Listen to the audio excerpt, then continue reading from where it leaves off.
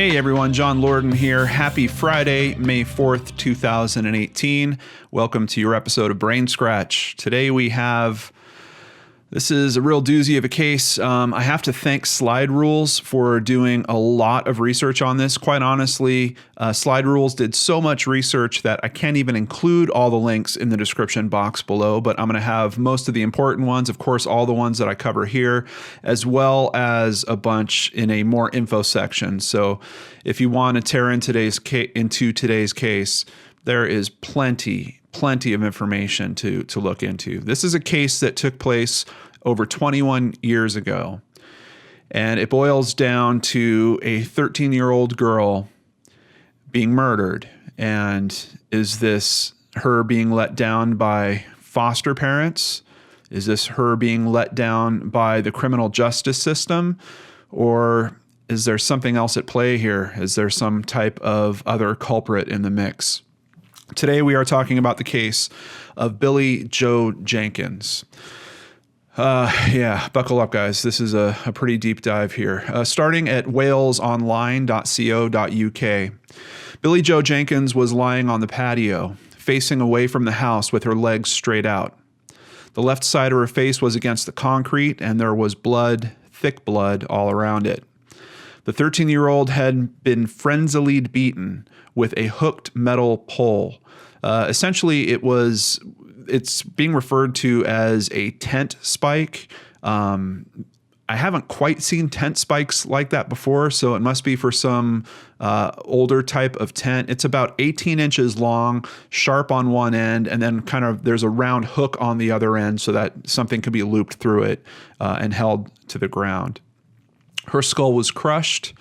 Bizarrely, the corner of a bin liner had been stuffed up her left nostril. For those of us in America, a bin liner is basically a trash bag. So a piece of plastic trash bag was stuffed up her left nostril. This was the sight that greeted her foster father, Shawn Jenkins, when he returned home from a 20-minute trip to a do-it-yourself store on February 15th, 1997. It was the start of a 10-year ordeal which saw him, accused of her murder, stand trial for it 3 times, lose his wife, his 4 remaining daughters, and become for a time Britain's most notorious murderer. Did he deserve all that? Quite honestly, there's a bunch of people on both sides of that argument still to this very day. Let's learn a little bit more by moving forward to Wikipedia. Billie-Jo Jenkins was brought up in East London. Her father, Bayard Jenkins, was imprisoned, and her mother was incapable to cope on her own. So Jenkins was placed in foster care from the age of 9 with an unrelated couple, Shawn and Lois Jenkins, coincidentally having the same surname. She moved with the family to Hastings on the East Sussex coast, where she attended Helenswood School. So we get a little background on her there. Moving forward to BBC, and I don't want to get into the details of the injury too much, but 20 separate injuries were found on the body of Billie-Jo Jenkins, including 6 caused by blows to her head. Of those 6 injuries, they do think that 2 of them in particular might have been caused by more than one hit. So potentially she could have taken 8 total blows to the head. And obviously there's a lot of other injuries all over her body. It mentions that she appeared to have a black eye as well. The type of fracturing that went on with her skull is severe. I actually haven't heard of another case where something like this has been so vicious. Very, very terrible crime that has happened here. Another article at BBC. The foster father of Billie-Jo Jenkins was under considerable stress at work at the time he's accused of murdering her. Shawn Jenkins had applied for the head's job at the school in Hastings, East Sussex, where he was deputy head. But he had not been entirely truthful on the form and would face the sack or get fired if it became known that he had lied about his qualifications. So this is part of the problem that we have with Shawn is we have him basically lying on his resume, trying to get a promotion. He has been interviewed. I've watched an interview with him, and he says that he just wasn't doing well in terms of finances, that they were living in a small house. It's him and his wife and 5 girls, and he wanted to increase their quality of life. And the only way that he thought he could do that was by lying on his resume and looking for other opportunities and trying to get bigger and better jobs. Unfortunately, when you have a case like this where we're wondering who might have harmed her, he is in the vicinity when she gets harmed. We're going to get into more of the details there, but he's definitely around. He's there right before, and he's there supposedly right after the attack. And we find out that this guy is lying on his resume on top of that. It doesn't look good. And I can definitely see why there are so many people that are still very critical of him to this day. In an article at Daily Mail, which is basically about what evidence the courts didn't hear, the ex-wife of Shawn Jenkins today reveals the truth about his violent rages. Lois Jenkins, 43, says her husband was a liar and with a frightening, controlling nature who beat both her and their children. Mrs. Jenkins was not allowed to reveal the truth about their home life when Shawn stood trial for the murder of their stepdaughter, Billie-Jo.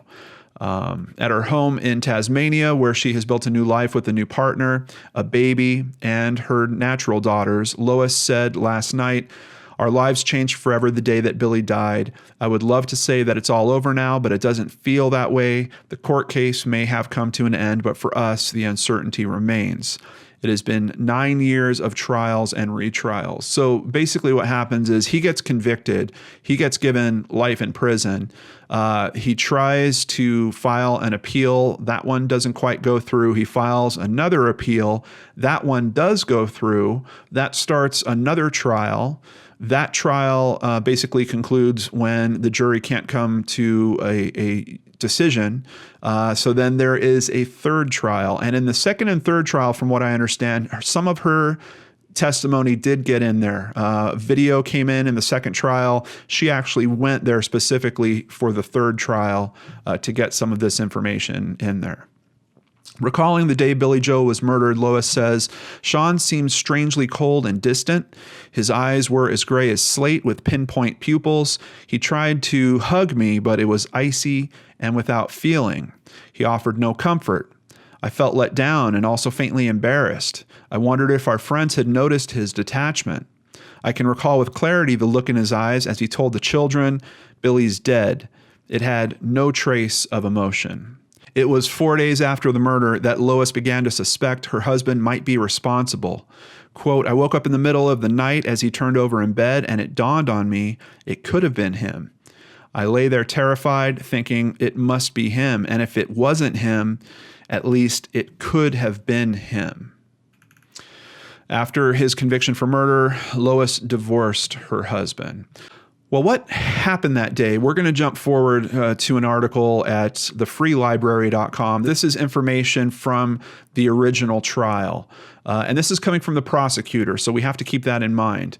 Prosecutor Camden Pratt, quote, "It may well be that the motive for this crime will never be known.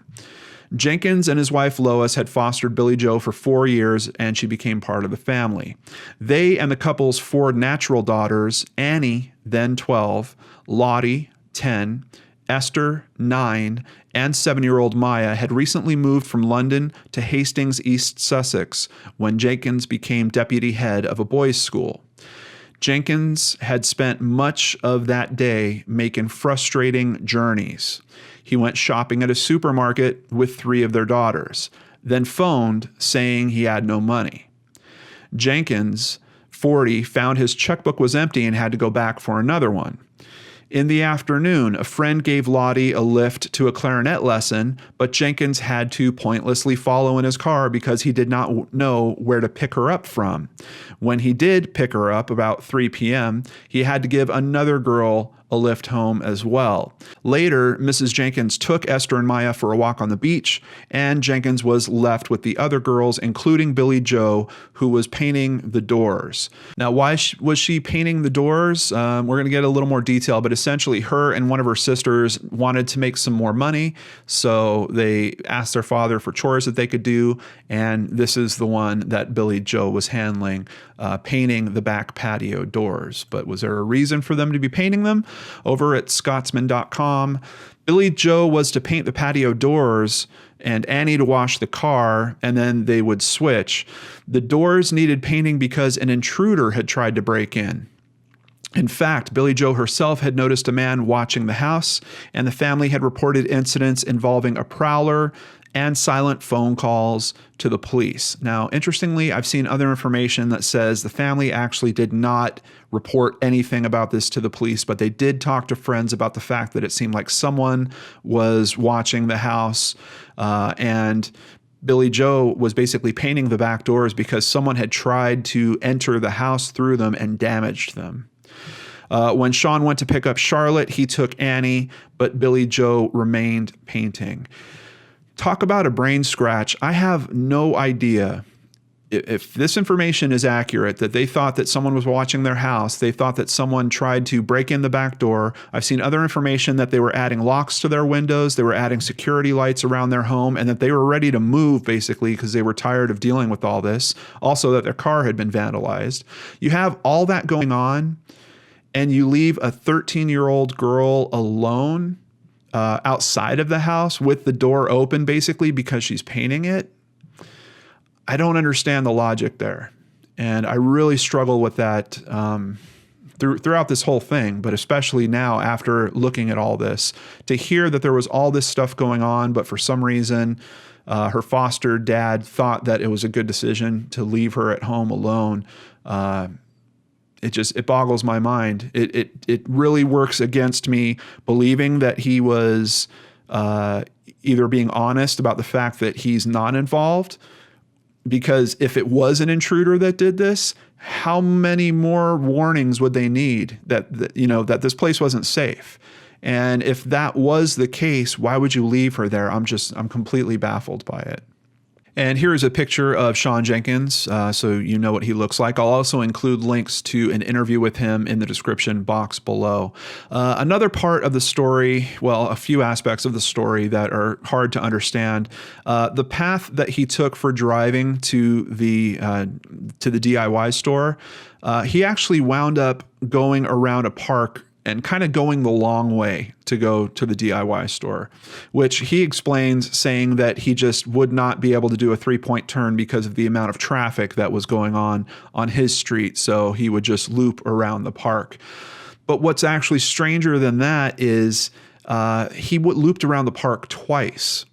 And he explains that as, well, I drove around the park, then I was getting frustrated with the girls, so I was essentially going to come back home, but then one of the girls reminded me that I promised that she could help with the painting, so I knew that I had to go and get, basically paint thinner, so then we wound up leaving again. Now, I've heard several different explanations for that second time around the lawn, or around the park, but that is the explanation from his own lips. So the other ones that I'm reading, I'm really not sure how much stock to put in those, as opposed to, if nothing else, this is his excuse for why he drove around there, or this is the legitimate reason why he drove around there.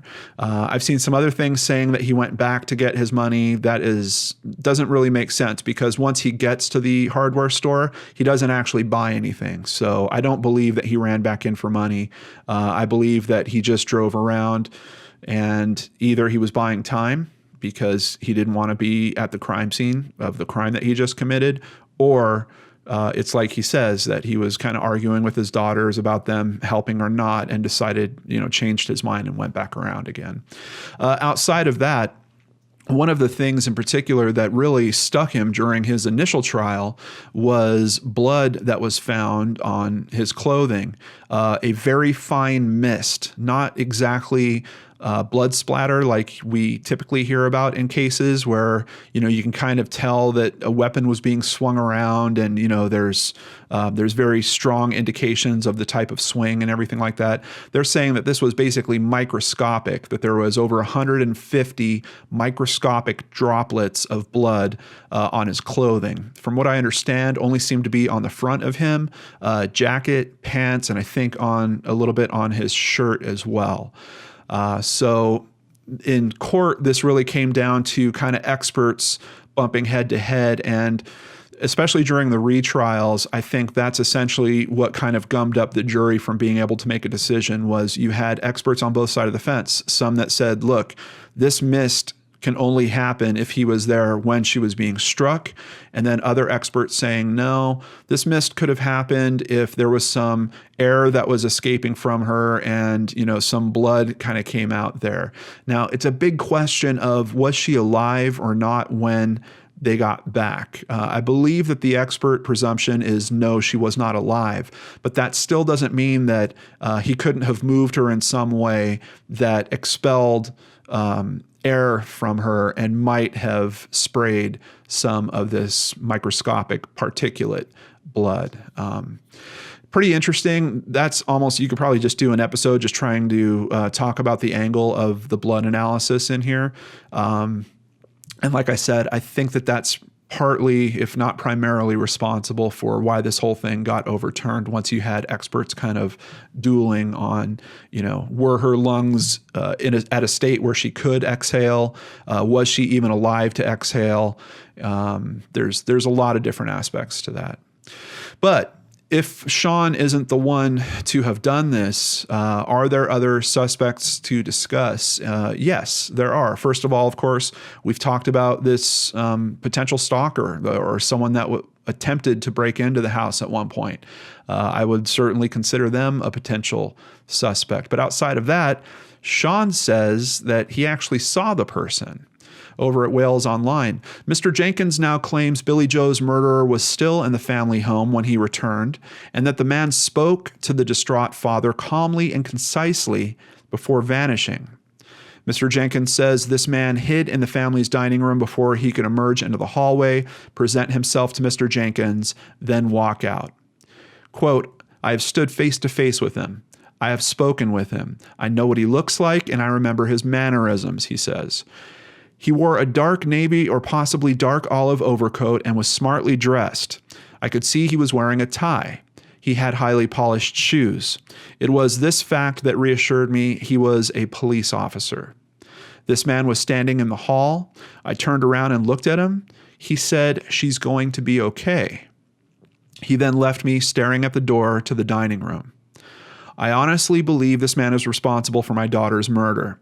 I believe he killed her in cold blood for reasons that I can only speculate and surmise. He preempts the issue of why it has taken him so long to reveal this glaring fact by pointing out that he refers to the man in his original witness statement in 1997. And I think that people are being kind of critical of him coming out with this information because it seems to have come out coinciding with a book that Shawn has written and released about this case. So I understand why people would certainly question him here. Now, when he did get home and find Billie-Jo, he also called 999 emergency services in the UK. But then he also called a neighbor, and that neighbor came over, and she has a comment. She's actually the one, from what I've read, she's the one that discovered the plastic that was in Billie-Jo's nose, and she pulled it out, and of course a bunch of blood followed as soon as she pulled that plastic out. A lot of people wonder what's up with the plastic, and one of the potential persons of interest, I don't think they're really suspects, but one of the potential persons of interest in this case is kind of a homeless man that has some mental issues, and he seems to have a thing about plastic bags, and he is always chewing on pieces of plastic and supposedly sniffing them and possibly putting them in his nose. So a lot of people are curious if he has, if he might be the culprit in this case. But something that strikes me is you have a 13-year-old that's working with paint. And my dad was actually a painter. I was around it a lot as a kid. I hated the smell of it. I absolutely hated it. Now, I don't really remember ever trying to put something in my nose to block out the smell, but is it impossible for a 13-year-old girl to maybe think that, I don't like this smell, I want to cover it up, or I want to put something in my nose so I'm not smelling it as much? I don't think that's out of the realm of possibility. Now, I have seen where some experts are saying that it seems like the item was lodged in there, that someone actually had to use something to place it in her nose. What I'm wondering is if she was putting it in there just to block some of the smell from the paint, and she only had it in one nostril, and she was still breathing through her nose, could the pressure of her inhaling actually pull that piece of plastic further up into her nostril? I really don't know. There's definitely not enough detail publicly available about how far up her nostril it was found, but there is information about the fact that the neighbor found it, was able to pull it out. So I don't think it was, I don't think it could have been too far up there. So it's just a thought that I had. I haven't seen anyone else really give that some consideration. But the neighbor, Denise Lancaster, that he called for help, told a recent Channel 4 documentary she thought that the man in the hall theory that Shawn was just telling us was, quote, a fiction. The program incensed Jenkins, who felt betrayed by its makers. I did see some other notes that it looked like he was being interviewed, I think, for this specific program. But when he heard that they were interviewing neighbors of his, he became upset and he backed out of it. I don't know why he would have trusted this woman to be there at such a sensitive moment, but then after the fact, he doesn't trust this woman anymore. Who knows? Maybe she was making comments to the press while he was incarcerated or something. I'm not sure. Betrayal is a word that comes up often in our conversation. He feels betrayed by the police. He feels betrayed by the scientist who said microscopic specks of Billie's blood were on his fleece because he attacked her. The defense said they were breathed out as she lay dying in his arms. He feels betrayed by his wife at the time, Lois, who gave evidence against him, then took their 4 daughters off to live on the other side of the world. And at least in terms of the information that I've reviewed, the daughters have not been in contact with him ever since, despite the fact that they are now adults. Not that that means that he's necessarily any more or less guilty, but I just wanted to point that out. Now we're going to talk about another potential suspect. This came out just in 2012, back at Daily Mail. The family of murdered schoolgirl Billie-Jo Jenkins have called for the police to investigate the possibility she was killed by M25 rapist Anthony Imiela. Imiela, who is serving 7 life sentences following a string of vicious sex attacks around the M25, lived near the home which 13-year-old Billie-Jo shared with her foster father at the time of her murder. And we have a picture of him down here. Now her aunt, Maggie Castner, is demanding police look into the possibility that Imiela is guilty of her murder after drawing up a list of similarities between her death and many of his crimes. She points out that Imiela also fits the description of a man who reportedly stalked Billie-Jo in the months before her murder. Billie-Jo had revealed to friends she was being stalked by a man wearing a leather jacket from December of 1996. According to Imiela's neighbors, the killer wore a black leather jacket at the same time. Not exactly a very strong description in my mind. There's a lot of people that wear black leather jackets, particularly in colder climate areas. So I wish that there was a better connection in terms of the description, but I don't think there is. Imiela lived 20 miles away from Billie-Jo's home and had friends living in Hastings at the time she was murdered. According to some other information I've seen, I believe he had a girlfriend that lived just a few streets away from Billie-Jo's family. He was reportedly obsessed with girls around Billie-Jo's age and often used improvised weapons in his violent attacks. Imiela once placed a bin liner over the head of one of his victims, and a small piece of bin liner was discovered in Billie-Jo's nostrils. And here are some more photos of him. Now, the main issue with this theory is, as it notes here, he's a serial rapist. I haven't seen that he has actually murdered any of the people, at least that he's been convicted for. So, and I haven't seen on the flip side of that, that there was any type of sexual attack in terms of what happened to Billie-Jo. And if you're talking about a very small time frame, I mean, her father estimates that the drive to the store and back was only about 20 minutes. Slide Rules that did the research for this actually drove it and tells me that it seems like that time frame is probably a little bit longer, maybe closer to 30 minutes or so. But basically the MO for this guy doesn't seem to match. Yes, maybe there's a similarity in terms that he used a bag. Yes, he certainly did. He has victims that are actually younger than Billie-Jo, so I understand that. However, from what I understand, all his victims are still alive. So this would be a considerably different type of crime. I really don't know how feasible it is that this is our guy. Another article at Daily Mail, Billie-Jo Jenkins' foster father joins calls for police to probe possibility that M25 rapist could have murdered her. So basically a week later, he is lining up with the aunt saying, yeah, we should really look into this.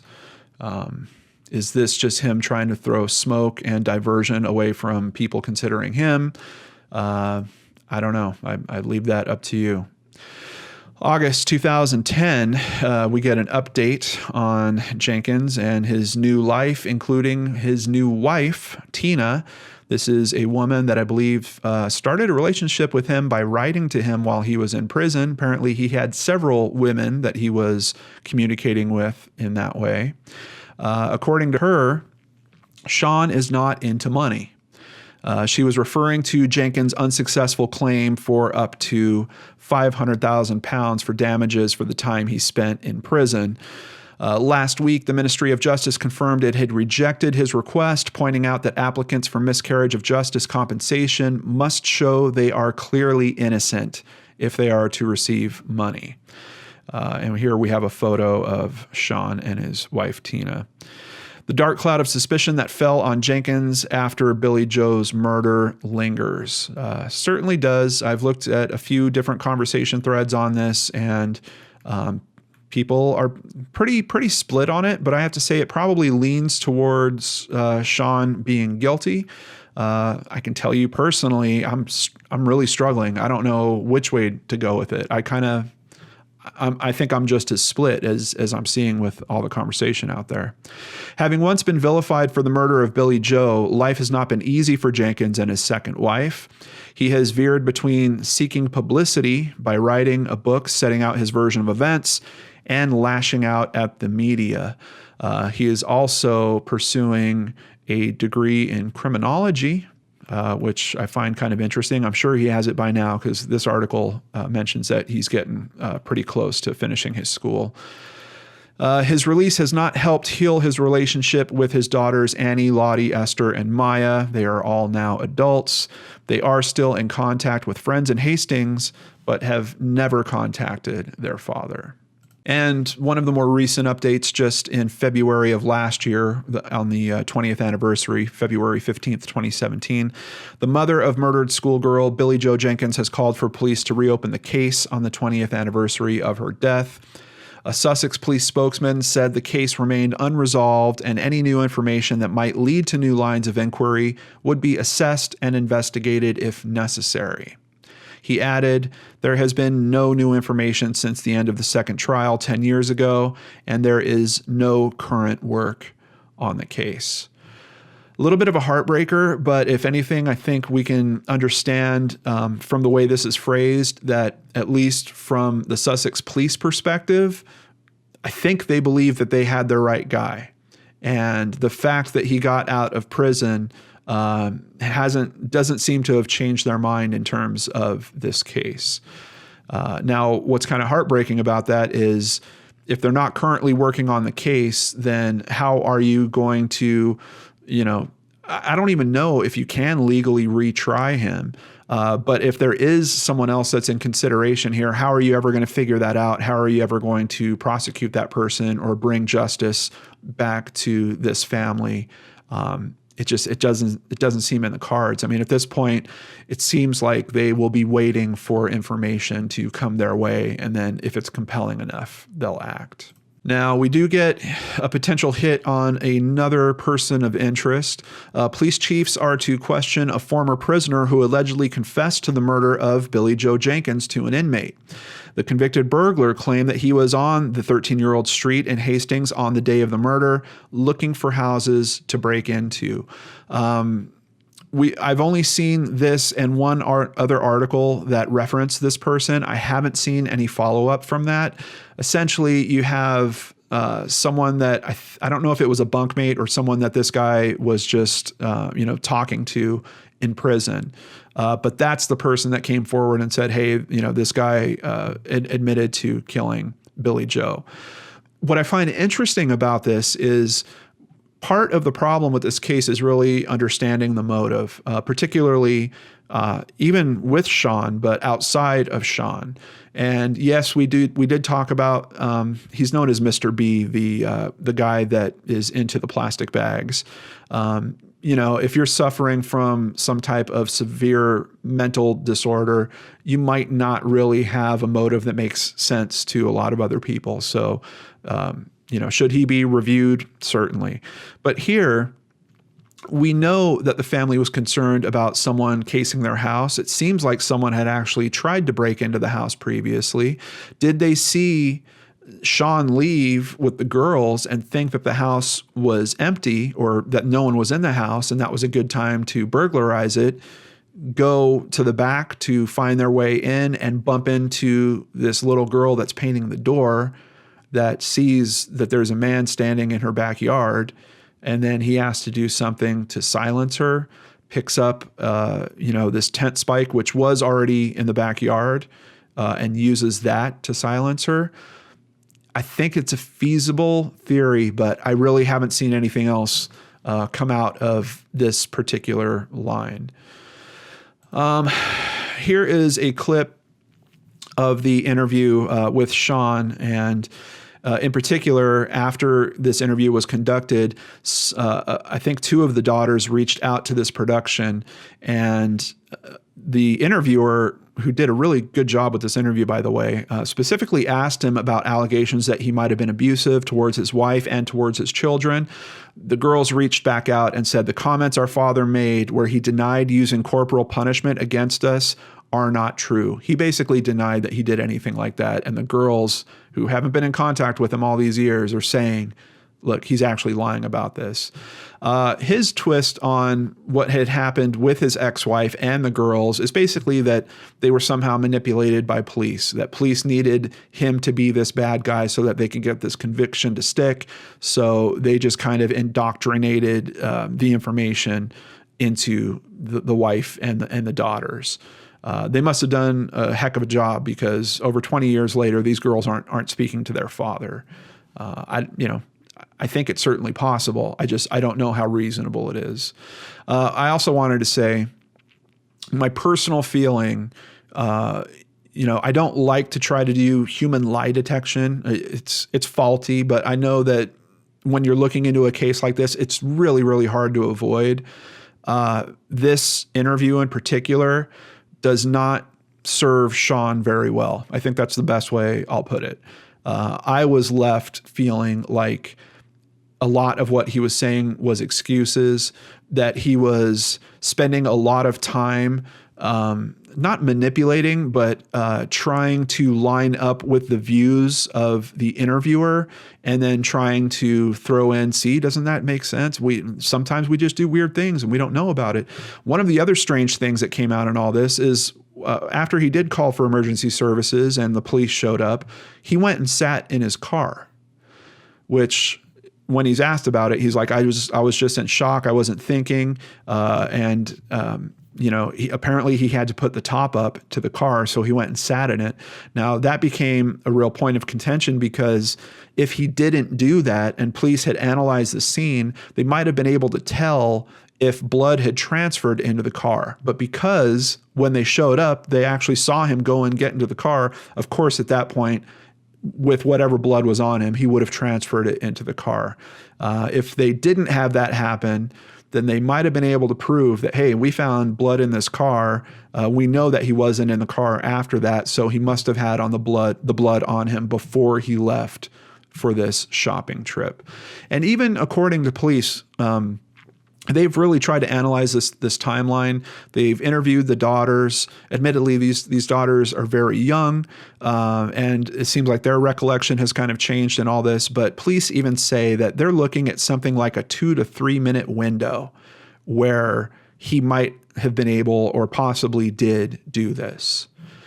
But we still get back to that question of motive. So jumping back to the article that we came to before to kind of get a timeline of this day that is largely the prosecutor speaking here, let's continue this article and see if maybe there was some type of motive discussed in the court case. Mr. Pratt said, the defendant says that at one point he had to tell Billie-Jo off for painting the inside of the doors rather than the outside.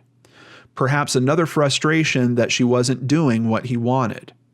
Jenkins said in a statement that because of the mess she was making, he realized he needed white spirit or paint thinner because Billie-Jo had painted on the patio tiles. He allegedly told police there was loud music coming from Billie-Jo's radio and he switched it off. He drove off with the two girls on the pretext of going to buy white spirit from a DIY store. The other thing that kind of ties him up in that story is he actually had a bottle of white spirit that police found in his garage. Now, according to him, it was in a cupboard. It was only half a bottle. It was like 3 years old. He didn't even know it was in there. It's kind of it's a reasonable excuse to me. I might forget that I had something that I bought 3 years ago like that, and I might just opt to go to the store and buy another one. What bothers me a little bit is when we're talking about this whole time frame and then talking about that he had previously gone to a supermarket with 3 of the daughters and then realized he had no money. Why are we hearing the same thing happen twice in the same day? He realized he had no money when he went to the supermarket, so he had to go back for his checkbook. Did he then forget that he was going there for his checkbook and he decided to go to the do-it-yourself store, and then he gets in the do-it-yourself store and he's like, oh, I still forgot to have a checkbook. I have no way to buy anything.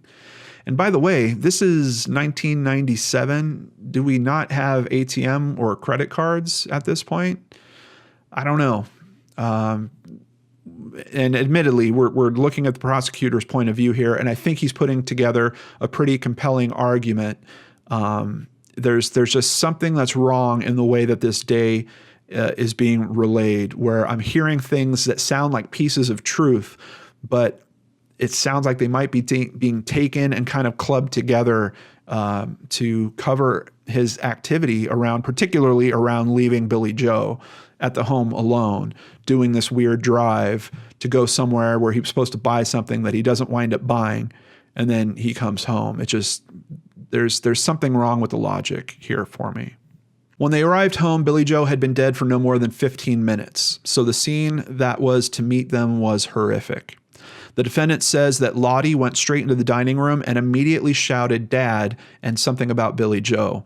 He followed, and there was Billie-Jo lying on the patio floor. She was in a pool of blood. But instead of rushing to help her, Jenkins ushered the 2 girls into the playroom and shut the door to the dining room where Billie-Jo lay.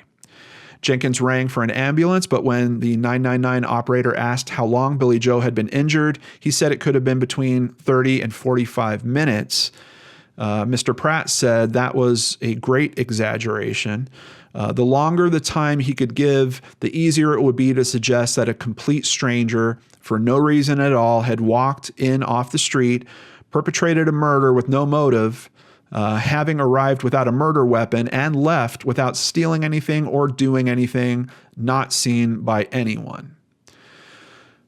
I almost completely agree with that statement, except for the scenario we talked about where if someone was coming here to burglarize the house and they were seen by her, and then if they thought that they had to silence her, I don't think they would continue at that point and say, okay, now I'm going to go in and burglarize this house. I think they would be freaked. Maybe this is something they wouldn't normally have done or have no history of doing. And that might have changed what their intent was at that point, because now they just want to get away. But I totally understand what he's saying. And it's really tough when you're talking about this time frame of a drive to the local hardware store.